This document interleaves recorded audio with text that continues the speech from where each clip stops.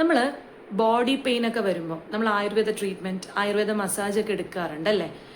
അതുപോലെ തന്നെ നമ്മുടെ മൈൻഡിനും വൂൺസ് വരും. നമ്മുടെ മൈൻഡ് എന്ന് പറയുന്നത് നമ്മുടെ കൺട്രോളിൽ എപ്പോഴും നിൽക്കാൻ പറ്റുന്ന ഒന്നായിരിക്കണം. ചില സമയത്ത് നമ്മളുടെ ആരുടെയും മൈൻഡ് നമ്മുടെ കയ്യിലായിരിക്കില്ല, due to lots of external factors. അപ്പോൾ നമുക്ക് ചെയ്യാൻ പറ്റുന്ന ഒരു കാര്യം എന്ന് പറഞ്ഞാൽ will feel like we want to feel better. ഇപ്പം നമ്മളുടെ അടുത്ത് എല്ലാവരും പറയും, if you have something you can open up, എന്തുണ്ടെങ്കിലും ഷെയർ ചെയ്യാം, എല്ലാം നമ്മളെല്ലാവരും അങ്ങോട്ടും ഇങ്ങോട്ടും പറയുന്നൊരു കാര്യമാണ്. ബട്ട് സ്റ്റിൽ നമുക്ക് എന്താ വേണ്ടത്? It's not just about sharing, but we want someone to hear us and understand what is going on through our mind, അല്ലെങ്കിൽ what is going on in our mind. നമ്മളിൽ എന്താണ് സംഭവിക്കുന്നതെന്നുള്ളത് ഒരു ജഡ്ജ്മെൻറ്റും ഇല്ലാതെ നമ്മളെ മനസ്സിലാക്കാൻ പറ്റുന്ന ഒരു ആളെയാണ്, അല്ലെങ്കിൽ അങ്ങനത്തെ ഒരു ഇതാണ് നമുക്ക് വേണ്ടത് അല്ലേ.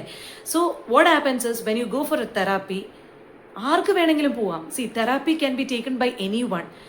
നമുക്ക് ആ ഒരു ഭയങ്കര ഒരു ഓപ്പണിങ് അപ്പ് ഫീലിംഗ് ആണ്. സി, അത് ഭയങ്കര മോശം കാര്യമൊന്നുമല്ല. It's a mental relief. നമ്മളുടെ ഫിസിക്കൽ ഹെൽത്തിന് ഇഷ്യൂസ് വരുന്ന പോലെ തന്നെ നമ്മളുടെ മെൻറ്റൽ ഹെൽത്തിനും ഒരുപാട് ഇഷ്യൂസ് വരും. മെൻറ്റൽ ഹെൽത്ത് കാരണം നമ്മളുടെ ഫിസിക്കൽ ഹെൽത്ത് ഡിറ്റീരിയോറേറ്റ് ആവുകയും ചെയ്യും. സോ അതുകൊണ്ട് തന്നെ ആർക്ക് എപ്പോൾ എന്ത് ഫീൽ ബെറ്റർ തോന്നുന്നുണ്ടെങ്കിലും please go for a therapy. I would highly recommend. This is for any age, kids തൊട്ട് ഇപ്പം കൊച്ചു കുട്ടികളാണെങ്കിലും they also tell like they want to feel better. ഒരുപാട് ഏജ്ഡ് ആയിട്ടുള്ള ആൾക്കാരാണെങ്കിലും ആ ഒരു ഏജിൽ അവർ പറയാറുണ്ട്.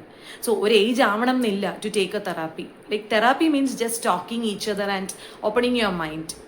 അപ്പോൾ നമുക്ക് ഉണ്ടാവുന്ന റിലാക്സേഷൻ ഉണ്ടല്ലോ, സംതിങ് റിയലി ഡിഫറെൻറ്റ്.